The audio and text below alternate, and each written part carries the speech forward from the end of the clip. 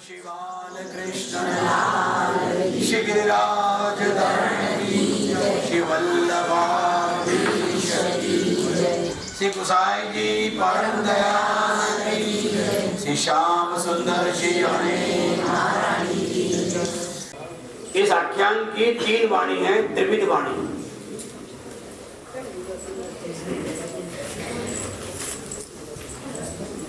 जहां जहां संस्कृत भाषा का प्रयोग तहां तहां श्री गोसाई जी की वाणी।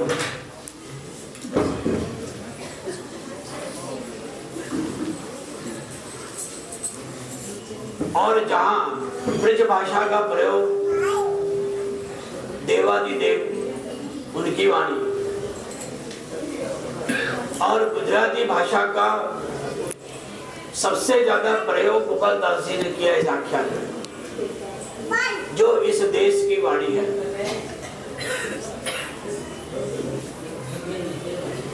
आदि भौतिक, आध्यात्मिक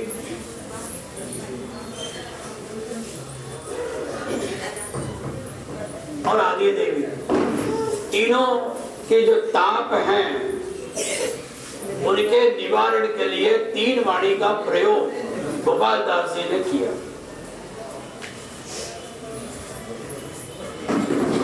ये यात्रा के दरमियान चतुर्थ आख्यान की कथा चलेगी। प्रथम वल्लभाख्यान के अंदर गोपाल दास जी को गोलोक धाम में विराजते ऐसी चंद्रावली श्री गोसाई जी के स्वरूप का जो अनुभव हुआ वो हमारे सामने रखा। प्रथम आख्यान के अंदर श्री गोसाई जी का जो ब्रह्म स्वरूप है, ब्रह्म तत्व, और किस प्रकार श्री गोसाई जी ने ए मन इच्छा उपरी यश थावा विस्तार, स्वयं ब्रह्म को यानी कि ठाकुर जी की इच्छा भई कि जो गोलोक में लीला है वो लीला पृथ्वी लोक धाम पे भी हो। सृष्टि की रचना किस प्रकार करी वो वर्णन है उसके अंदर।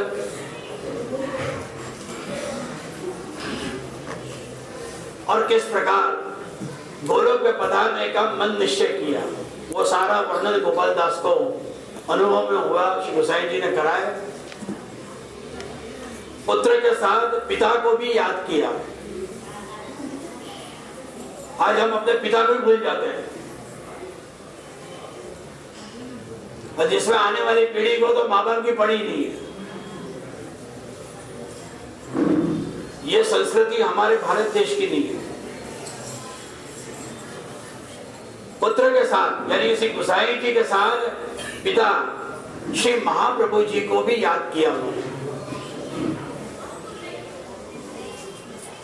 और ये लीला श्री महाप्रभु जी का प्रादुर्भाव कैसे हुआ वो वर्णन भी दूसरे आख्यान के अंदर करा है। लेकिन सूक्ष्म नन्मोत्सव करके श्री गोसाई जी के साथ वो आगे निकले, और मूल श्री गोसाई जी का जो नन्मोत्सव लीला है वो पूरे के पूरे तीसरे आख्यान के समग्र कड़वा के अंदर नन्मोत्सव रख दिए। किस प्रकार नन्मोत्सव हुए, किस प्रकार उसके अंदर खेले गोपाल दास जी, वो संपूर्ण वर्णन तीसरे आख्यान के अंदर किया।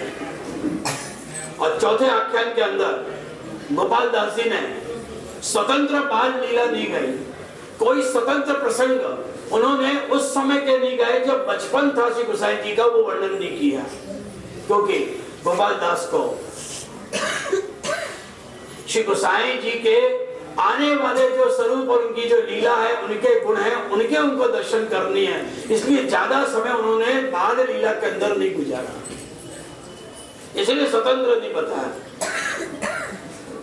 गोपाल दास कह रहे हैं कि श्री गोसाई जी प्रभु चरण, श्रीमद् वल्लभ चरण और पुष्टि मार्ग के सिद्धांत, श्री गोसाई जी प्रभु चरण और पुष्टि रस, और श्री गोसाई जी प्रभु चरण और स्वतंत्र आपकी भक्ति रस के सूक्ष्म दर्शन गोपाल दास ने हमें चौथे आख्यान के अंदर कराए। ये चौथे आख्यान में श्री गोपाल दास कह रहे हैं कि ये साक्षात श्रीमद् भागवत का स्वरूप है और साक्षात श्री गोसाई जी का चरित्र है, जो दोनों एक हैं, एक ऐसा अनुभव कर रहे हैं। ऐसा वर्णन इस चौथे आख्यान के अंदर उन्होंने किया है। यानी कि भागवत और श्री गोसाई जी का स्वरूप दोनों एक में है, दोनों एक अभिन्न तत्व है, ऐसा निरूपण करने में आए। श्रीनाथ जी बाबा के 12 अंग वाले पूर्ण पुरुषोत्तम स्वरूप, जो वांगमय स्वरूप है, जो साक्षात भागवत का स्वरूप और भागवत रस विराज रहा है, ऐसा दर्शन अनुभव के साथ गोपाल दास ने हमारे सामने रखा है। गोपाल दास कह रहे हैं कि वैष्णवों, गोसाई जी स्वयं एक साकार भागवत है और भागवत के 12 स्कंद आपके अंग अंग में खेल रहे हैं। तो 12 कड़वा के अंदर 12 स्कंद की लीला गोपाल दास ने टाक दी है, यानी कि पिरो दी है। और 13वां जो कड़वा रखा, तो आपने श्रीमद् भागवत का जो महात्मा है वो 13वां कड़वा के रूप में उन्हें निरूपण किया। 12 स्कंद अर्थात 12 लीला जो भागवत के अंदर विराज रही है, वो समग्र लीला साक्षात हजूर श्री गोसाई जी के समग्र बदन कमल के अंदर विराज रही है। गागर में तो सागर समाये कैसे, ये तो अपने गोपाल दास से हम सीखे। दर्शन मात्र से उन्होंने गोसाई जी के अनेकों अनेक रूप से गुण का वर्णन किया। गोपाल दास का जाने ऐसा लग रहा है कि पूरे समाज के अंदर हमारे श्री गोसाई जी भूप जैसे हैं। आचार्यों के आचार्य यानी कि राजा हैं और अवतारों के भी अवतार, ऐसे अवतारों के भी राजा साक्षात श्री गोसाई जी है। इतना ही नहीं, गोपाल दास कह रहे हैं कि वैष्णवों, ब्रह्मादित्व स्तंभ पर्यंत विश्व मात्र के श्री गोसाई जी राजा हैं। आप समग्र जगत के कल्याण करता है, इसीलिए ये राग जो है भूप कल्याण में गाया गया।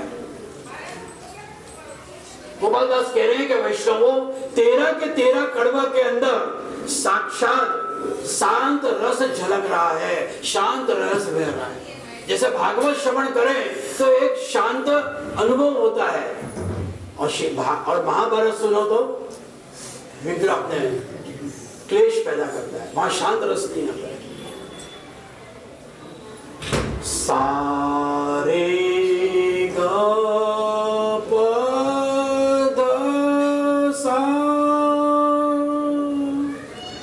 भोपाली के स्वर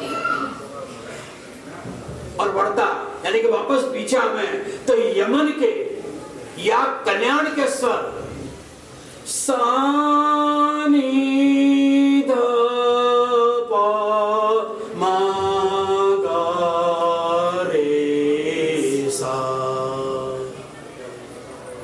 कल्याण के स्वर को पीछे फिर से बोले, सानी ध प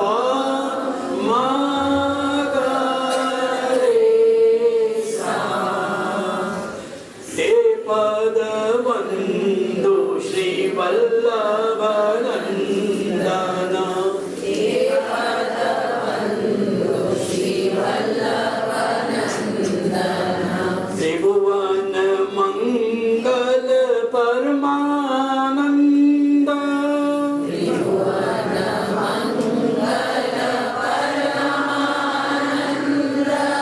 सकल जीवनो टालो द्वंद,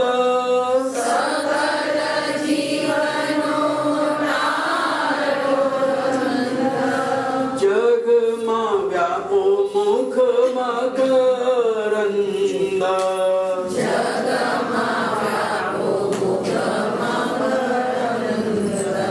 ते पद वंदो श्री वल्लभ नंदन।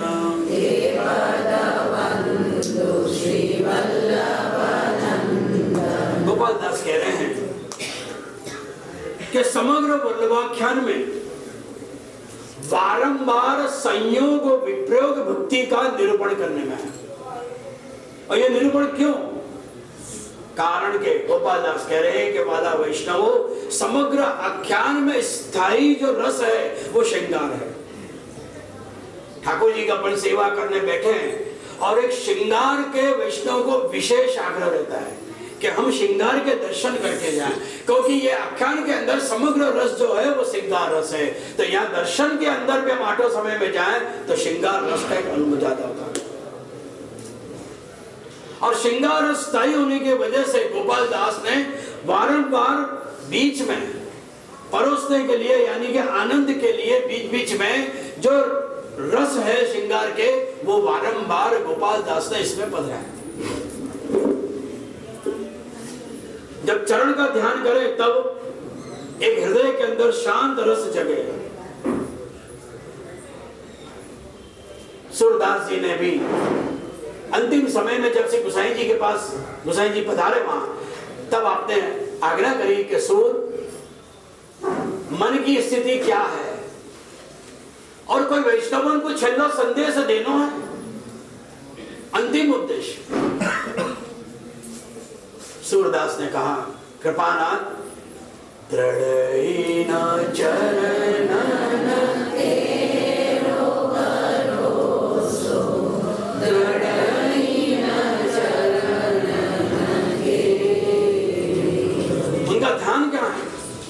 श्री गोसाई जी के चरणारविंद में यही तेही तेही यही हमें कछु न संदेह। एक चरण श्री वल्लभ के हो रहे तो एक चरण श्री गोसाई जी के दर्शन हो रहे। दोनों चरणारविंद जहां मिले वहां साक्षात श्रीनाथ जी के भी चरणन के दर्शन आज सूर्य बाबा को हो रहे। अपने देह त्याग पहले, उनका जब देह त्याग का समय हुआ तो उन्होंने एक ही बात सिखाई वैष्णव को कि वैष्णवों, हमेशा अपने गुरु और श्री ठाकुर जी के चरणारविंद में ही अपना मन रखना। वैष्णव का ध्यान ही अपने गुरु और श्री ठाकुर जी के चरणारविंद में होना चाहिए, क्योंकि अपने यहाँ पर मुखारविंद की भक्ति नहीं है, अपने यहाँ पर चरणारविंद की भक्ति है। तुलसी कहाँ समर्पित की? आज क्या करे मालूम है? चरण में करी।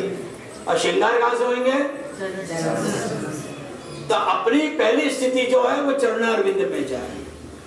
इसलिए यहाँ पर गोपाल दास आख्यान का जब प्रारंभ कर रहे हैं तब वो कह रहे हैं कि ते पद बंधु श्री वल्लभ नंदन। गोपाल दास कह रहे हैं कि वैष्णवों में उस चरणारविंद को वर्णन कर रहा हूं। कौन से चरणारविंद? कि जहां पर दर्शन करो अपन तो मुखारविंद के दर्शन करते करते, सगर बदन कमल के दर्शन करते, हम छेल्ले ठाकुर जी के चरणारविंद में हम दर्शन करें। कई वैष्णव की आदत होती है बस मुखारविंद के दर्शन किए, श्रीअंग के श्रृंगार के दर्शन किए और भगे। नहीं, चरणारविंद तक अपनी नजर जानी चाहिए। अगर नहीं भी दिखे तो अपनी दृष्टि वहां तक जानी चाहिए, क्योंकि हमने दासत्व तो स्वीकार किया है, हमने समर्पण किया है, हमारी बुद्धि में समर्पण है। तो यहाँ पर गोपाल दास कह रहे हैं कि मैं उस चरणारविंद को वंदन कर रहा हूं, ते पद बंधु श्री वल्लभ नंदन। इसलिए तीसरे आख्यान की जब शुरुआत करी ना तो उन्होंने आ शब्द से प्रारंभ किया। आपोष मध्याह्ने नवमी श्रीनाथ जी, आपोष मध्याह्ने नवमी आपोष मध्याह्ने वर्तमान में ले गए, क्योंकि वो लीला उनको अति प्रिय है। साक्षात श्री गोसाई जी का प्रादुर्भाव हो रहा है, नंद महोत्सव हो रहा है, और जिस स्थान पर प्रादुर्भाव हो रहा है वो अंदर का जो कमरा है, उस कमरे तक गोपाल दास सखी बन के पहुंच चुके हैं, जहां सूर्य की किरणें भी नहीं पहुंच सकती है, अंधारा है कमरा, और वहां श्री गोसाई जी के दर्शन करने पहुंच गए एक सखी भाव से। तो वर्तमान में चले गए। इसलिए हमने तीसरा आख्यान की जब शुरुआत करी तो संपूर्ण उसके अंदर वो नाचे हैं, कूदे, दूध दही कावड़ा भर भर के उन्होंने उड़ाया है, मिश्री उड़ाई है, सामग्री उड़ाई है, और नन्मोत्सव का दान लिया, इसलिए वहां हर जगह कड़वे के अंदर आज शब्द का प्रयोग किया गया। यानी कि गोपाल दास कह रहे हैं कि वैष्णवों, साक्षात जो लीला है श्री गोसाई जी की, वो लीला के मैं दर्शन कर रहा हूँ, आज अनुभव कर रहा हूँ। और जो उस आख्यान को जो भी गाते हैं, तो आज भी वैष्णव को ऐसा ही लगता है कि वर्तमान में वो बैठे हैं श्री गोसाई जी का प्रादुर्भाव की दृष्टि दर्शन कर। तो यहाँ प्रश्न उठता है, क्या आज शब्द की शुरुआत करके चौथे आख्यान की शुरुआत में ते शब्द से क्यों प्रारंभ किया कि ते पद बंधु श्री वल्लभ नंदन, वापस क्यों भूतकाल में लगे? वर्तमान से गोपाल दास हमें भूतकाल में वापस ले जा रहे हैं। गोपाल दास कह रहे हैं कि वैष्णवों, ये कौन से चरण? ते पद बंधु शिव, ते बता इशारा किया, वो चरणार्वी, वो कौन से चरणार्वी? तो साक्षात नंदन नंदन प्रभु के जो हैं, और वो चरणार्वी जो हैं श्री गोसाई जी के भी हैं। जो नंदन नंदन प्रभु के चरण हैं कोमल, वही चरणारविंद श्री गोसाई जी के हैं, दोनों एक चरण हैं। ते पद बंधु शिव वल्लभ। गोपाल दास कह रहे हैं कि वो चरण हैं कि जिनको गोपियां ढूंढ रही हैं और वेदों की जो श्रुतियां वो ढूंढ रही हैं। ते पद बंधु श्री वल्लभ। भागवत के अंदर वो चरणारविंद का इतना सुंदर वर्णन किया है कि जहां पर व्यास जी कह रहे हैं कि शिथिर भीम मृग्यम, सुखदेव जी ने कथा में कहा। भगवान दास समझा रहे यहाँ पर कि ये वो चरणारविंद है जो इतना अति कोमल है, जिनको वेद की ऋचाएं साक्षात ढूंढने के लिए निकल पड़ी हैं। पहला अर्थ ये, ते पद बंधु श्री वल्लभ नंदन। ये वो चरण है कि जिनकी रज को उद्धव जी जैसे भगवती ढूंढते हैं कि ऐसे रज मुझे कहां मिलेंगे, वो दूसरा अर्थ है। तो यहाँ गोपाल दास कह रहे हैं कि पहले अर्थ में ब्रह्म के चरण और दूसरे अर्थ में श्री चंद्रावली जी के चरण, यानी कि श्री गोसाई जी के चरण। श्रीमद् भागवत में व्यास जी ने कहा कि हे उद्धव, ये वो चरण हैं जिनको आप ढूंढ रहे हो। और उद्धव जी गोपियों से आके विनती कर रहे हैं कि देवियों, अगर मेरा दूसरा जन्म हो तो व्रज की रज में मेरा जन्म हो, मुझे रजी बनाना कि जहां केवल आपके चरण नहीं, साथ साथ में श्री ठाकुर जी के भी चरण मिले। क्योंकि आप पधारोगे तो साथ साथ में श्री प्रभु भी वहां पर पधारेंगे और दोनों का सौभाग्य मुझे मिलेगा। और सखियों गोपियों, जब तुम अपने प्राणनाथ को मिलने के लिए सोल श्रृंगार करने के लिए चले हो, अपने चरणारविंद में तुमने झांझर बांधे हैं। आज झांझर धारण करके छम छम करते तुम पधारे हो, और आपके चरण को स्पर्श करके पवन के झोंके के साथ उनके पंखों के हवा में उड़ती हुई रज जब मेरे नेत्रों पर आकर गिरे, मेरी पलक के ऊपर गिरे, और उस रज कण से मैं पूरा स्नान कर जाऊं, वो चरणारविंद को मिलने के लिए आज उद्धव जी भी दौड़ रहे हैं। ये वो चरण कमल है, ते पद बंधु श्री वल्लभ नंदन। ये वो प्रियाओं के चरण हैं। यहाँ गोपाल दास कह रहे हैं जैसे गोसाई जी श्रुति रूपा गोपियों के अधिपति हैं। आज चंद्रावली प्राणनाथ से मिलने के लिए, विहार करने के लिए अभिशरण करते करते वो चरणन के दर्शन आज गोपाल दास को हो गए। ये चंद्रावली का स्वरूप कौन, कैसे प्रकट हुए? साक्षात अनेक सखियों को श्री ठाकुर जी जानते थे, पर आज उनका मनोरथ था कि मैं कोई नई सखी के साथ में लीला करूं। सभी सखियों के साथ, गोपियों के साथ उन्होंने लीला तो कर ली, और स्वयं प्रभु ने अपने अंदर से चंद्रावली जी को जन्म दिया, यानी प्रादुर्भाव कराया। आपका ही स्वरूप दान लीला के अंदर दान देने वाले भी श्री ठाकुर जी हैं और दान लेने वाले भी श्री ठाकुर जी, दोनों एक स्वरूप है। इसलिए तो अपने कहा जाता है कि श्री गोसाई जी और श्रीनाथ जी के स्वरूप में कोई भेद नहीं है। वो कृष्ण अवतार है तो ये विठ्ठल अवतार है। ये वो चरण है, गोपाल दास कह रहे हैं कि जिनको बारंबार बड़े बड़े देवी और देवता भी पूजने के लिए ब्रज में भटक रहे हैं। एकादश स्कंद में बताया कि प्रभु के चरण कैसे हैं, प्रभु का अब चरण कैसे हैं और क्या करना चाहिए हमें, वो अब हमें एकादश स्कंद में सिखाया।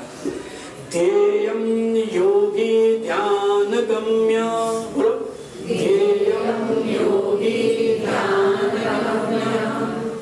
योगी जिस प्रकार ध्यान अवस्था में रहते हैं और खुद के हृदय कमल में उस चरण कमल को खिलाते हैं, यानी कि वो चरण हमें अपने हृदय प्रदेश के अंदर पधराना चाहिए, प्रकट करना चाहिए।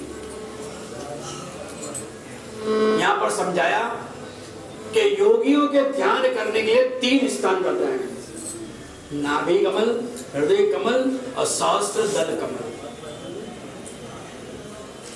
योगी चरणारविंद से ध्यान की शुरुआत करते हैं। अपने यहाँ जो दर्शन का प्रकार है, नीचे से कभी ऊपर नहीं जाते हैं। हमारी दृष्टि पहले मुखारविंद पे जाती है। और मुखारविंद क्यों? क्योंकि श्री महाप्रभु जी का साक्षात स्वरूप, मुखारविंद स्वरूप श्री ठाकुर जी के साथ विराज रहा है। तो हम पहले ध्यान करते हैं अपने गुरु का, मुखारविंद का दर्शन करना, यानी कि हमने श्री महाप्रभु जी के दर्शन किए। और समग्र बदन कमल में प्रिया प्रियतम के भाव में उनके दर्शन करते करते फिर चरणारविंद के हम दर्शन करते हैं। तो दर्शन करने के प्रकार में उस प्रकार से होता है। तो कमल तो हृदय है और उसमें चरण कमल उगता है और उसके अंदर 10 नख चंद्र होते हैं, यानी कि वो 10 नख चंद्र का जो प्रकाश है वो तेजो में प्रकाश हमारे हृदय के अंदर स्थिर होता है। और कोटि कोटि जो अंदर हमारे अंदर अज्ञानता का जो अंधकार है, वो अंधकार उस नख चंद्र के प्रकाश के द्वारा निवृत्त होता है। इसलिए तो योगी जो है वो ध्यान चरणारविंद में कर रहे हैं। बड़ा सुंदर पद में भी गायन है कि श्री वल्लभ नख चंद्र छटा बिन सब जगह माज अंधेर,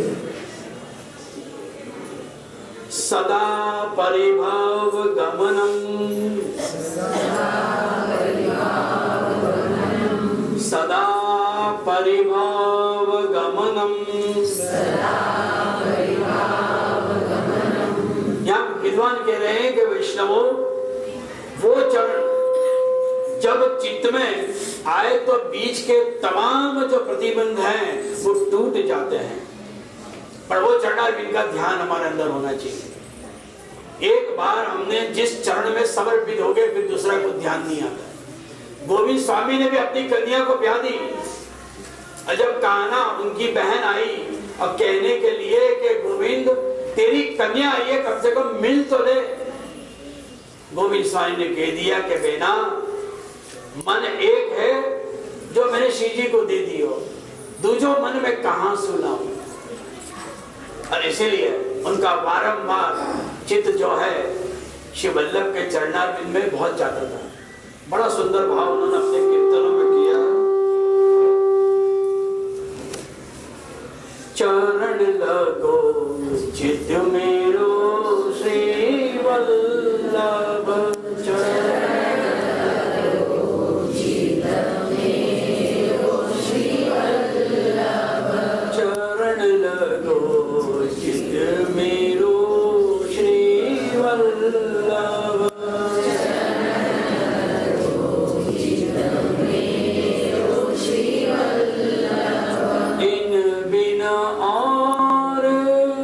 कछु नहीं भावे, इन बिना और कछु नहीं भावे, इन बिना और कछु नहीं भावे, इन बिना और कछु नहीं भावे, इन चरणन को चेरो, इन चरणन को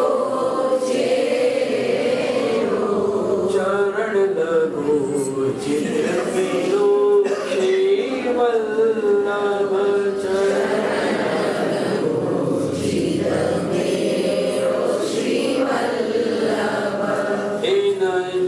छाड़ और जो जावे ही नहीं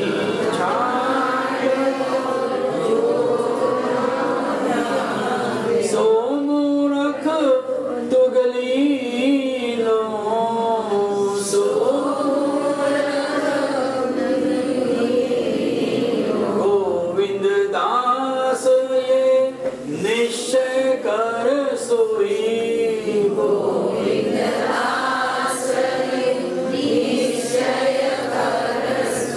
ज्ञान भले श्री वल्लभ ज्ञान भले श्री वल्लभ चरण लगो चित्र मेरो श्री वल्लभ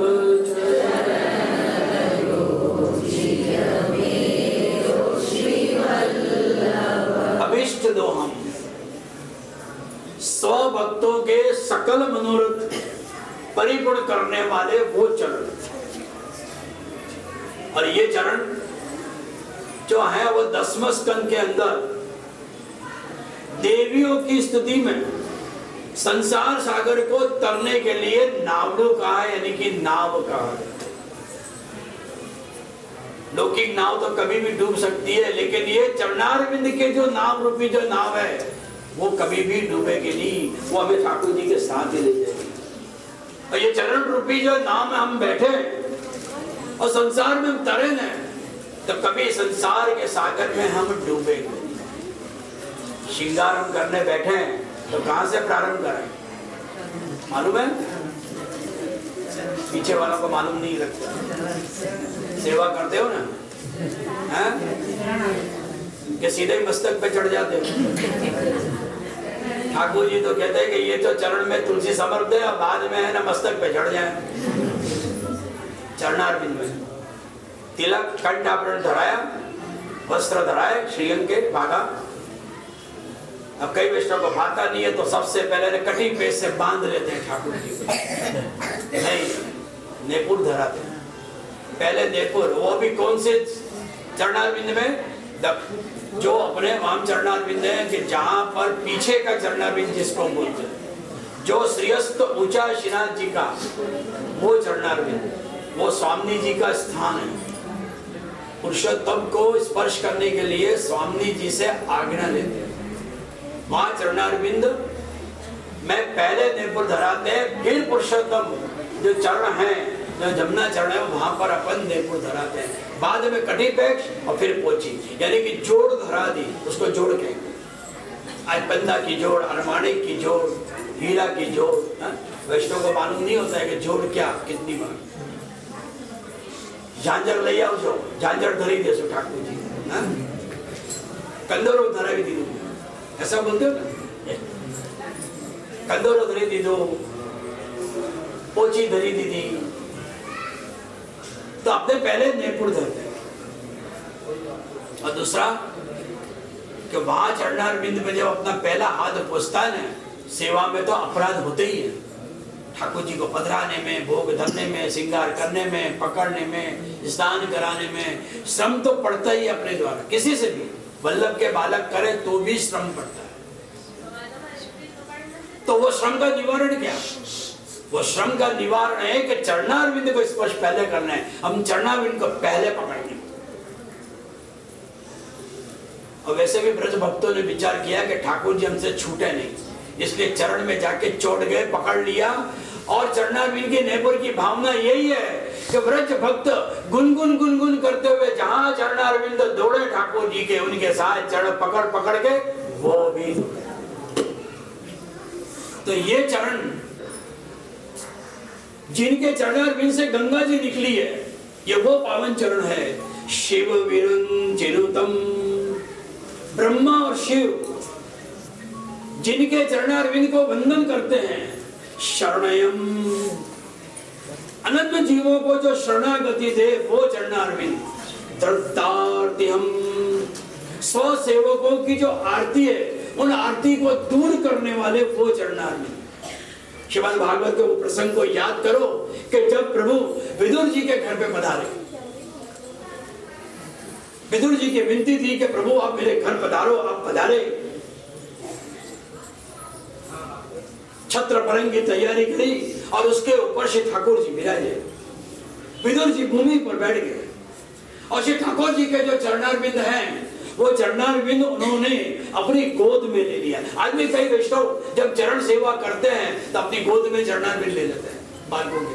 ठाकुर जी की भी सेवा करते हैं तो गादी से कभी कभी मन हो जाता है अपन अपनी गोद में पधरा कर, वस्त्र पधरा कर, गद्दी जैसी पधरा कर ठाकुर जी को वहां पधरा कर अपन नेपुर वर्ण करते हैं, बड़े करते हैं, पोची वर्ण बड़े करते हैं, मस्तक के श्रृंगार, ये भाव हो जाता है कि हम ठाकुर जी को गोद में पधरा। आज विदुर जी ने भी अपनी गोद में श्री ठाकुर जी के गोद के अंदर चरण को पधरा लिए और आज उनका जो गोद था वो श्री ठाकुर जी का तकिया बन गया, चरणारविंद का तकिया बन गया। विदुर जी कह रहे कि ये वो चरण हैं कि जिनसे मैं सनात हुआ और वो चरण को मैंने सेविया है, यानी कि उनकी मैंने सेवा करी है। प्रपद बाल भवादि पोतम। सुखदेव जी कह रहे ये वो चरण है कि जो उनकी शरण में जाए तो वो नौका जैसे हैं। वंदे महापुरुषते चरणारविंदम। ये कौन से चरण हैं? ये चारे चरणारविंद के अंदर समग्र लीला ले लेनी। आगे आएगा गोधन पूठे जाय जी, आख्यान में आएगा। गोपाल दास कह रहे कि वो चरण के मैंने दर्शन किए, वो चरण जो आगे आगे गाय चल रही है और पीछे पीछे वो चरण दौड़ रहे हैं। वो 7 वर्ष का सावरिया सरकार चरणारविंद में नेपुर झांझर धरा के हाथ में लकड़ियां लेकर सामग्री कर लेके बांध के वो दौड़ रहा है। आगे गाय पाछे गाय, इत गाय उत गाय, गोविंद में ही गाय। ये वो चरणारविंद है जो भक्तों की रक्षा करने के लिए दौड़े। ये वो चरणारविंद है जो यशोदा जी की गोद में बैठकर आनंद ले रहे, आंखें मूंदे ले रहे और यशोदा जी उनको कह रही है लाला तू सो जा। ये वो चरण है कि जिनमें बाल मुकुंद बनके अंगुष्ठ अपने मुख में ले लिया। प्रलय का पूर आने वाला है और वो प्रलय के पूर्व से विश्व को बचाने के लिए अंगुष्ठम चूसकम, पूरे अंगूठा को मुख में लेकर आज बाल मुकुंद चूस रहे अंगुष्ठ को। इसलिए तो वैष्णव भगवती जब चरणारविंद का स्पर्श करते हैं और चरण स्पर्श करते हैं तो ठाकुर जी विचार करते हैं कि जो आवे मेरे भक्त लोग मेरे चरण को क्यों पकड़े, ऐसा चरण में रस का है तो वो रस का आनंद करने के लिए बाल मुकुंद बनकर आपके स्पर्श किया हुआ जो अंगुष्ठ है उस अंगुष्ठ को मुख में रखकर उस अंगूठ का रस यानी कि आपकी भक्ति का जो रस है उसका पान श्री बाल मुकुंद के रूप में श्री ठाकुर जी करते हैं। बालम मुकुंदम मनसा स्मराणि,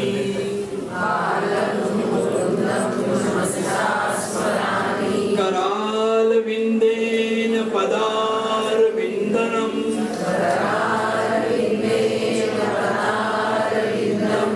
मुखार विंदे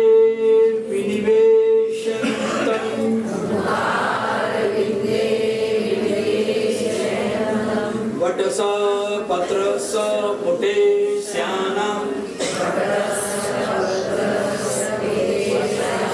बालम मुकुंदम मनसा स्मरामि,